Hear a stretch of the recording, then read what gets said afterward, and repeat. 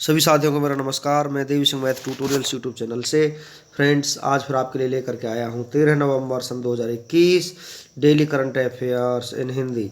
आपको पता है फ्रेंड्स, हमारे यूट्यूब चैनल के माध्यम से डेली करंट अफेयर्स आपके लिए प्रकाशित किए जाते हैं जो आपकी आगामी विभिन्न प्रतियोगी परीक्षाओं के लिए बहुत ही ज़्यादा महत्वपूर्ण होते हैं। चलते हैं फ्रेंड्स अपने वीडियो की तरफ।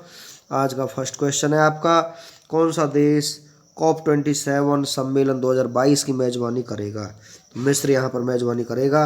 डी आपका आंसर हो जाएगा। COP26 सम्मेलन 2021 का आयोजन ग्लासगो स्कॉटलैंड में हुआ है। कॉन्फ्रेंस ऑफ पार्टीज यहाँ पर आपके अंतर्गत आता है, जिसका गठन वर्ष 1994 में किया गया था। UNFCCC की स्थापना वायुमंडल में ग्रीन हाउस गैस सांद्रता को स्थिर करने की दिशा में काम करने के लिए की गई थी। कॉप UNFCCC का सर्वोच्च निर्णय लेने वाला प्राधिकरण है। पहला कॉप सम्मेलन 1995 में बर्लिन जर्मनी में हुआ था। नेक्स्ट क्वेश्चन है आपका, संयुक्त राष्ट्र बाल कोष की एक नई रिपोर्ट के अनुसार विश्व भर में कितने बच्चे विकलांगता का शिकार हैं? 24 करोड़ 240 मिलियन बच्चे विकलांगता का शिकार हैं। ये आपका आंसर हो जाएगा। संयुक्त राष्ट्र बाल कोष की एक नई रिपोर्ट दर्शाती है कि विश्व भर में 24 करोड़ बच्चे यानी हर 10 में से एक बच्चा विकलांग की अवस्था में रह रहे हैं और स्वास्थ्य, शिक्षा व संरक्षण समेत बाल कल्याण के अधिकतर पैमानों पर आम बच्चों की तुलना में बहुत पीछे हैं। UNICEF United Nations children's fund संयुक्त राष्ट्र बाल कोष इसकी फुल फॉर्म स्थापना 11 दिसंबर 1946 को इसकी स्थापना हुई थी। मुख्यालय न्यूयॉर्क अमेरिका है। अध्यक्ष हेनरीटा फोर हैं। नेक्स्ट क्वेश्चन है आपका, हसे कला चर्चा में है। इस कला का संबंध किस राज्य से है? कर्नाटक राज्य से है। सी आपका आंसर हो जाएगा। हसे कला एक अनूठी पेंटिंग शैली है जो कर्नाटक में शिवमोगा में रहने वाले देवारू समुदाय द्वारा प्रचलित है। हसे चितारा पेंटिंग ग्रामीण जीवन, पारंपरिक खेती, कटाई, दैनिक जीवन के अन्य पहलुओं के बीच दर्शाती है।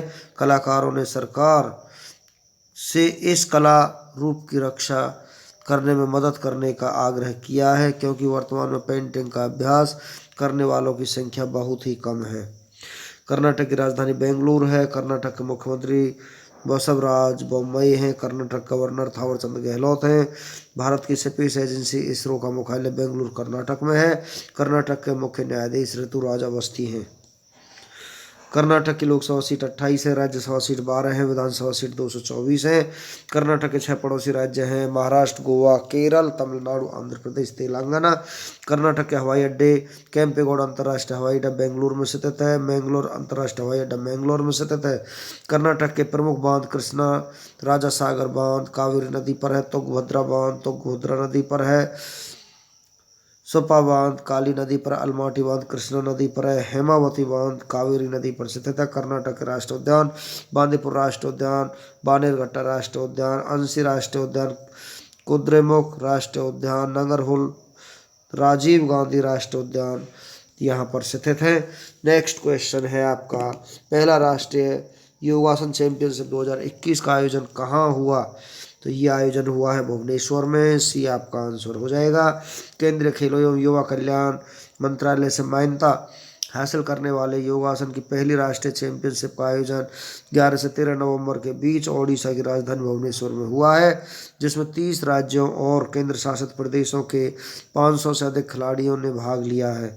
टॉप 5 खेलों के आयोजन के बारे में हम आपको जानकारी देते हैं। विश्व बदर जूडो चैंपियनशिप का आयोजन 2021 का आयोजन पेरिस फ्रांस में हुआ। ICC पुरुष 2020 विश्व कप 2021 का आयोजन संयुक्त अरब अमीरात ओमान में हुआ है। विश्व कुश्ती चैंपियनशिप 2021 का आयोजन ओस्लो नॉर्वे में हुआ है। युवा तीरंदाजी चैंपियनशिप का आयोजन पोलैंड में हुआ है। 130वीं डूरंड कप फुटबॉल प्रतियोगिता का आयोजन कोलकाता में हुआ है। चलते हैं नेक्स्ट क्वेश्चन की तरफ। विश्व निमोनिया दिवस 2021 कब मनाया गया है? तो 12 नवंबर को ये मनाया गया है। बी आपका आंसर हो जाएगा। हर साल 12 नवंबर को विश्व निमोनिया दिवस मनाया जाता है। निमोनिया फेफड़ों में होने वाला एक संक्रमण है जिसके कारण फेफड़ों में द्रव या मवाद भर जाता है। इस गंभीर बीमारी के प्रति लोगों के बीच जागरूकता पैदा करने और इसकी गंभीरता उजागर करने के उद्देश्य को लेकर इस दिन को मनाने की शुरुआत की गई थी। Theme 2021 stop pneumonia every breath counts. Rashtriya Ayurveda दिवस 2021 2 नवंबर को मनाया गया है। विश्व सुनामी जागरूकता दिवस 2021 5 नवंबर को मनाया गया है। राष्ट्रीय कैंसर जागरूकता दिवस 2021 7 नवंबर को मनाया गया। अंतर्राष्ट्रीय रेडियोलॉजी दिवस 2021 8 नवंबर को मनाया गया। राष्ट्रीय कानून सेवा दिवस 2021 9 नवंबर को मनाया गया है।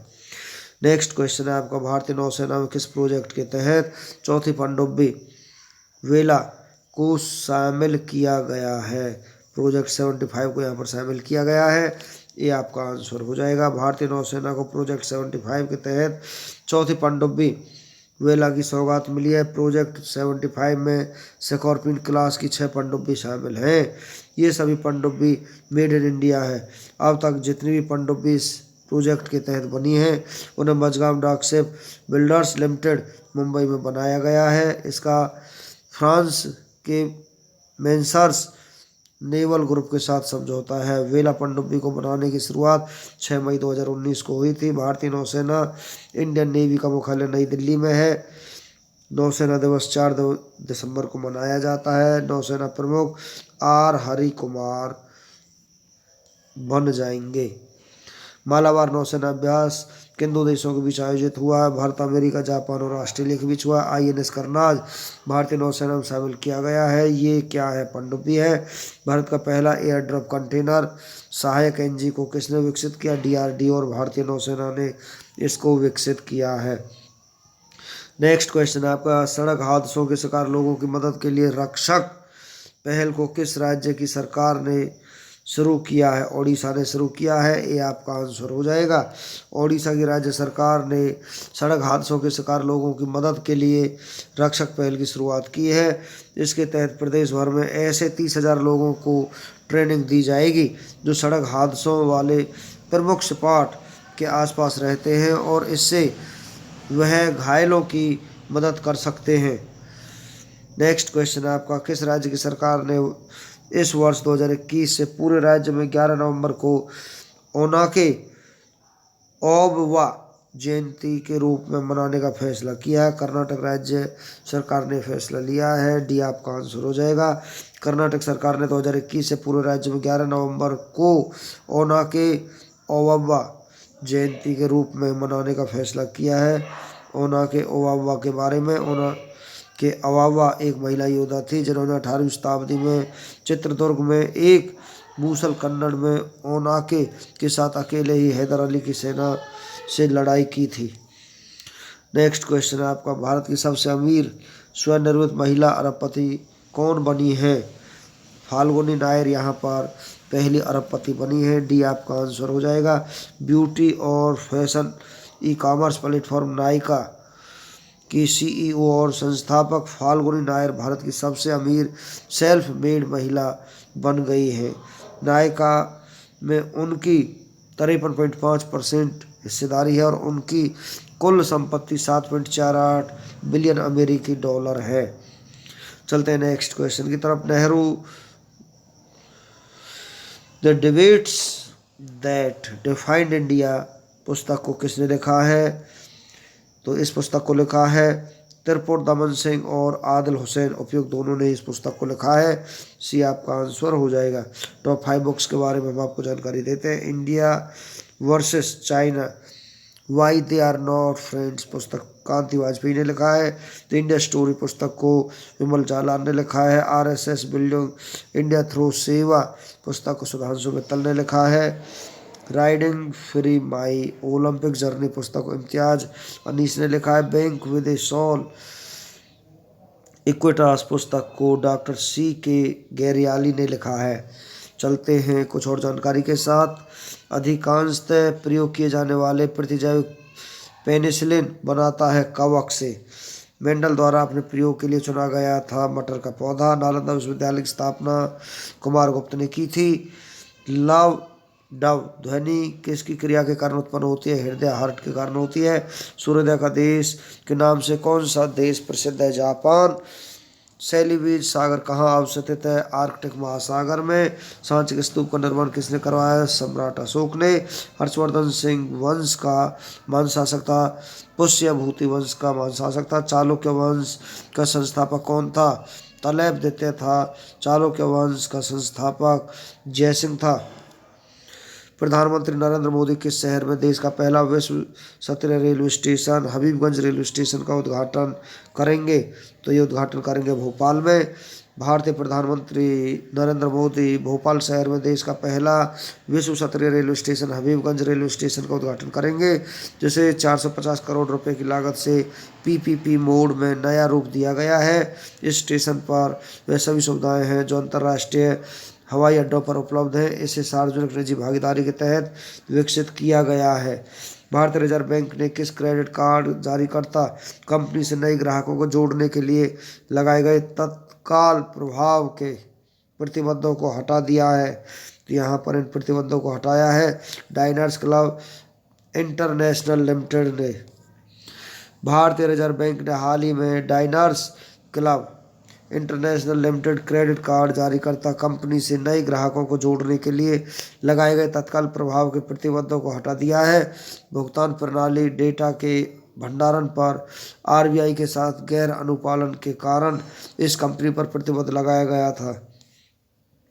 नेक्स्ट क्वेश्चन आपका, निम्न में से किस अंतरिक्ष एजेंसी ने भारतीय मूल के अंतरिक्ष यात्री राजा चारी के नेतृत्व वाले क्रू 3 मिशन को लॉन्च किया है?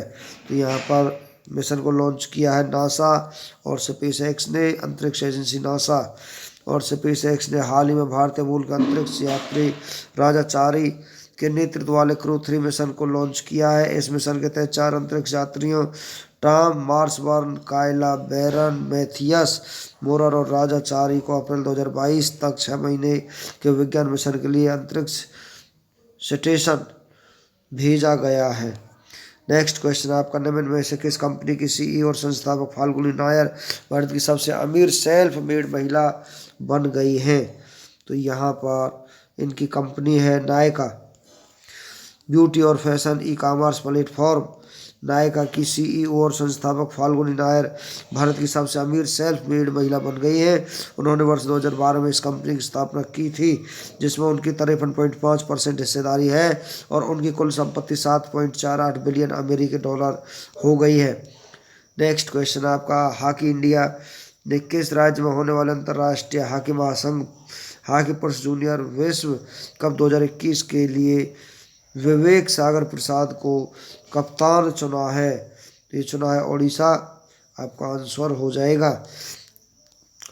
हॉकी इंडिया ने 24 नवंबर 2021 से ओडिशा में होने वाले अंतर्राष्ट्रीय हॉकी महासंघ हॉकी पुरुष जूनियर विश्व कप 2021 के लिए विवेक सागर प्रसाद को 18 सदस्यीय भारतीय टीम का कप्तान चुना गया है। विश्व भर की 16 सीड्स टीमें खिताब के लिए लड़ेंगी, जबकि भारतीय टीम अपना टाइटल डिफेंड करेगी। नेक्स्ट क्वेश्चन आपका, हवाई अड्डा आर्थिक नियामक प्राधिकरण अधिनियम 2008 के तहत किस हवाई अड्डे को एक नया प्रमुख हवाई अड्डा घोषित किया गया है? तो शिरडी हवाई अड्डे को नया हवाई अड्डा घोषित किया गया है। हवाई अड्डा आर्थिक नियामक प्राधिकरण अधिनियम 2008 के तहत हाल ही में नागरिक उड्डयन मंत्रालय द्वारा शिरडी हवाई अड्डे को एक प्रमुख हवाई अड्डा घोषित किया गया है। यह हवाई अड्डा कम समय में बहुत लोकप्रिय हो गया है, क्योंकि यह साईनगर जाने का एक बढ़िया विकल्प था। नेक्स्ट क्वेश्चन है आपका, 13 नवंबर आज ही के दिन विश्व भर में कौन सा दिवस मनाया जाता है? तो आज ही के दिन मनाया जाता है विश्व दयालुता दिवस के रूप में मनाया जाता है। 13 नवंबर को विश्व भर में विश्व दयालुता दिवस के रूप में मनाया जाता है। यह दिवस सकारात्मक शक्ति और दया की डोर पर आधारित है, जो समाज में अच्छे कामों को उजागर करने के लिए हमें प्रेरित करता है। इस दिवस की शुरुआत 1998 में वर्ल्ड किडनेस मूवमेंट संगठन द्वारा की गई थी। नेक्स्ट क्वेश्चन आपका, अगले वर्ष 2022 में COP27 संयुक्त राष्ट्र जलवायु परिवर्तन सम्मेलन की मेजबानी कौन सा देश करेगा? तो यहाँ पर मिस्र देश इसकी मेजबानी करेगा। अगले वर्ष 2022 में COP27 संयुक्त राष्ट्र जलवायु परिवर्तन सम्मेलन की मेजबानी मिस्र करेगा। मिस्र के राष्ट्रपति अब्देल फतेह अल सीसी ने सितंबर में अफ्रीकी महाद्वीप की ओर से COP27 की मेजबानी करने में मिस्र की रुचि दिखाने के बाद यह निर्णय लिया था।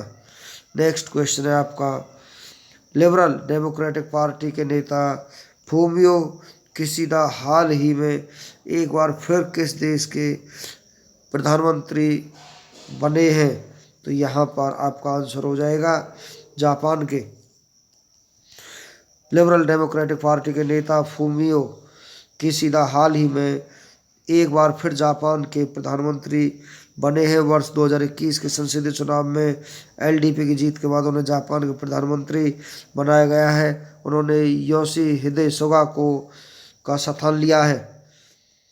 फ्रेंड्स, इसी के साथ हमारा आज का वीडियो फिनिश हो जाता है। वीडियो आपको अच्छा लगा तो आप इसे लाइक करें, शेयर करें, चैनल को सब्सक्राइब करें, बेल आइकॉन को प्रेस करें, जिससे समय समय पर हमारे नोटिफिकेशंस आप तक पहुंच सकें। धन्यवाद।